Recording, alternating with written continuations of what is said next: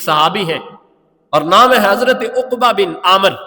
رضی اللہ تعالی عنہ۔ رسول اللہ صلی اللہ علیہ وآلہ وسلم نے ان کی ڈیوٹی لگا رکھی تھی کہ یہ اونٹوں کو چرانے کے لیے چراگاہ میں لے کر جایا کرتے تھے۔ اب باریاں بنی ہوئی تھی کہ فلاں دن فلاں صحابی کی ڈیوٹی ہے، فلاں دن فلاں صحابی کی ڈیوٹی ہے۔ حضرت عقبہ بن عامر رضی اللہ تعالی عنہ فرماتے ہیں کہ جس دن میری ڈیوٹی تھی میں اونٹوں کو لے کر چرانے کے لیے گیا ہوا تھا۔ اب ہوا کیا کہ میں واپس آیا، شام کا وقت ہو گیا، سارا دن ان اونٹوں کو چارہ پانی کھلاتا رہا،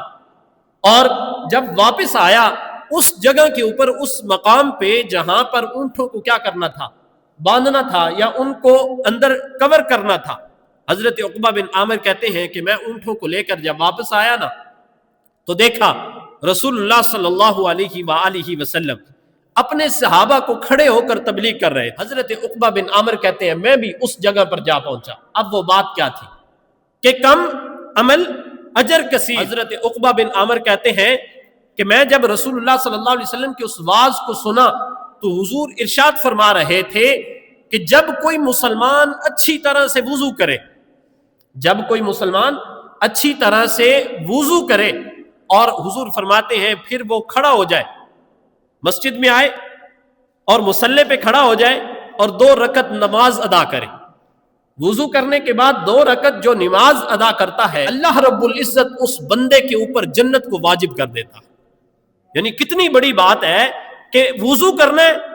وضو کرنے کے بعد مسجد میں آئے، 2 رکعت صلاۃ الوضو کے پڑھنے ہیں، اور جب صلاۃ الوضو کے 2 رکعت صرف پڑھے گا اللہ رب العزت اس کا اجر، حضرت عقبہ بن عامر فرماتے ہیں کہ نبی رحمت صلی اللہ علیہ وسلم نے ارشاد فرمایا کہ اجر اس کا یہ ہے کہ اس بندے کے لیے اللہ رب العزت جنت کو واجب کر دے گا۔ لیکن اجر کیا ہے؟ بہت زیادہ، عمل تھوڑا ہے۔ حضرت عقبہ بن عامر کہتے ہیں جب میں نے رسول اللہ صلی اللہ علیہ وسلم کا یہ واعظ سنا، اب میرے منہ سے، میری زبان سے بے ساختہ نکلا، واہ کیا کہنے۔ حضرت عقبہ بن عامر کہتے ہیں جب میں نے اتنی بات کہی نا تو جو شخص میرے سے آگے کھڑا ہوا تھا اس نے کہا لگتا اس سے پہلے والی بات تو نے نہیں سنی، لگتا ہے اس سے پہلے والی جو بات ہے وہ تو نے نہیں سنی۔ حضرت عقبہ بن عامر کہتے ہیں مجھے علم ہوا کہ لگتا ہے میں کیونکہ اونٹوں کو چرانے کے لیے چراگاہ میں گیا ہوا تھا اور حضور اکرم صلی اللہ علیہ وسلم تو واعظ فرما رہے تھے، جب میں پہنچا اس وقت حضور نے یہ کلمات ارشاد فرمائے۔ اور حضرت عقبہ بن عامر کہتے ہیں میں نے یہ کلمے سنے اور یہ کہا کہ واہ کیا کہنے کہ آقا علیہ الصلوۃ والسلام نے اتنی بڑی بات کر دی کہ عمل کیا ہے، تھوڑا ہے، اجر زیادہ ہے۔ تو وہ جو آگے شخص کھڑا ہوا تھا نا اس نے کہا کہ لگتا ہے تو نے اس سے پہلے والی بات نہیں سنی، وہ اس سے بھی بڑی تھی۔ اب حضرت عقبہ بن عامر کہتے ہیں میں حیران ہوا وہ کیا بات تھی، اور پھر میں نے آگے ہو کے دیکھا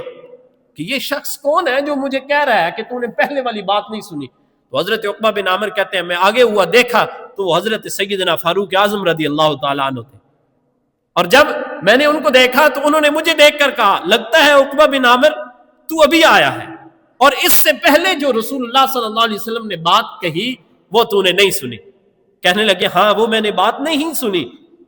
اب حضرت سیدنا فاروق اعظم رضی اللہ تعالی عنہ نے جو جملے ارشاد فرمائے کہ میرے کریم رؤوف الرحیم نبی صلی اللہ علیہ وسلم نے اس سے پہلے کیا بولا، اور فرمایا کہ جو تم میں سے کوئی وضو کرے، جو تم میں سے کوئی وضو کرے، سرکار فرماتے ہیں پھر اچھی طرح وضو کرے، وضو کرنے کے بعد اچھی طرح کیا کرے، وضو کرے، پورا وضو کرے، اور پھر کہے اشہد ان لا الہ الا اللہ وان محمدا عبدہ ورسولہ۔ حضرت عقبہ بن عامر کہتے ہیں کہ سیدنا فاروق اعظم نے یہ کلمات مجھے بتائے اور فرمایا کہ میرے کریم رؤوف الرحیم نبی صلی اللہ علیہ وسلم نے فرمایا کہ جو وضو کرنے کے بعد یہ کلمات کہے اشہد ان لا الہ الا اللہ وان محمدا عبدہ ورسولہ، تو اللہ رب العزت اس شخص کے لیے جنت کے 8 دروازے کھول دے گا، اس شخص کے لیے جنت کے 8 دروازے کھول دے گا، اور منادی ندا کرے گا کہ جس مرضی دروازے سے تو آنا چاہے اس دروازے میں سے جنت میں داخل ہو جا۔ تو یہ کتنی بڑی بات تھی۔ اب بتائیے کہ عمل کیا ہے، چھوٹا سا ہے، اجر کیا ہے، بہت بڑا ہے، کہ اجر بڑا ہونے کی وجہ سے اللہ رب العزت حضور کی امت کو یہ پیکج عطا فرمایا ہے۔